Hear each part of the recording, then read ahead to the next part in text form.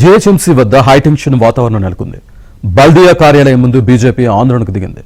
నగర సమస్యలపై అధికారంలో నిలదీసేందుకు కమలం నేతలు భారీగా తరలివచ్చారు.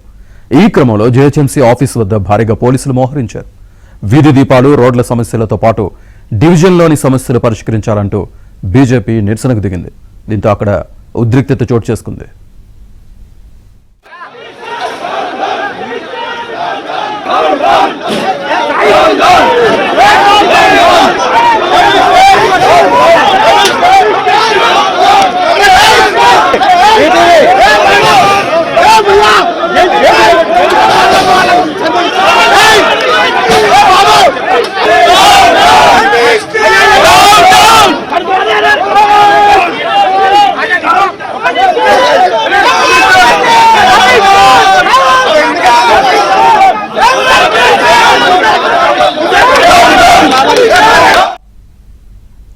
దీంతో పోలీసులకు బీజేపీ కార్పొరేటర్లకు మధ్య వాగ్వాదం చెలరేగింది.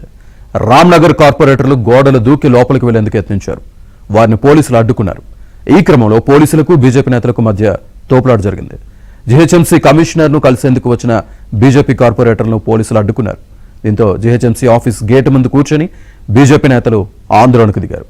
హైదరాబాద్లో వీధి దీపాలు, రోడ్లు సరిగా లేకపోవడం, నాలాల పూడిక తీయకపోవడం వంటి అనేక సమస్యలు నగరవాసులను వెంటాడుతున్నాయని, తక్షణమే ఆ సమస్యలను పరిష్కరించాలంటూ పెద్ద ఎత్తున బీజేపీ నేతలు జీహెచ్ఎంసీ కార్యాలయం ముందు నిరసనకు దిగారు. హైదరాబాద్ జిల్లాలో ఉద్యోగస్తులు ఏదైనా పనికి పోయి ఉద్యోగానికి పోయి ఇంటికి రావాలంటే మేమేం గుంతమ్మి కోరికలు అడగట్లేదు.